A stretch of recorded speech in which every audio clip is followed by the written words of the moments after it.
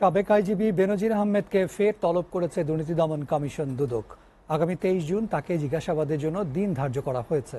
বিকেলে দুদকের প্রধান কার্যালয়ে সংবাদ সম্মেলনে তথ্য জানান সংস্থাটির সচিব খোরশেদ ইয়াসমিন। তিনি বলেন, সাবেক আইনজীবী বেনজির আহমেদ জ্ঞাত আয় বহির্ভূত সম্পদ অর্জনের অভিযোগের বিষয়ে দুদক তলব করলেও শুনানিতে অনুপস্থিত থাকায় আগামী 23 জুন নতুন তারিখ ঘোষণা করেছে দুদক। অর্থাৎ 17 দিন সময় পেলেন সাবেক আইজিপি বেনজির আহমেদ। 28 মে বেনজির ও তার স্ত্রী সন্তানদের জিজ্ঞাসাবাদের জন্য তলব করা হয়। দুদকের পাঠানো নোটিশে বেনজিরকে 6 জুন এবং তার স্ত্রী ও সন্তানদের 9 জুন দুদকে হাজির হয়ে বক্তব্য দিতে বলা হয়। এদিকে বেনজির আহমেদের জব্দকৃত সম্পত্তির তত্ত্বাবধায়ক নিয়োগে দুদকের আবেদন মঞ্জুর করেছে আদালত।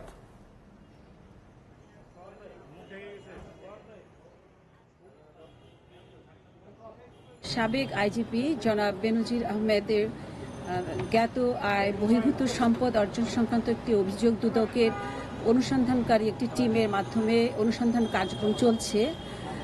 অনুসন্ধানের কার্যক্রমের একটি অংশ তাকে ব্যক্তিগতভাবে শুনানির জন্য আজ 6 জুন দিন ধার্য করা ছিল। যেহেতু ওনার ব্যক্তিগতভাবে শুনানি গ্রহণ করা সম্ভব হয়নি, তাই আমাদের অনুসন্ধানকারী দল আরেকটি তারিখ নির্ধারণ করেছেন, আগামী 23 জুন 2024 তারিখ পরবর্তী শুনানির জন্য দিন।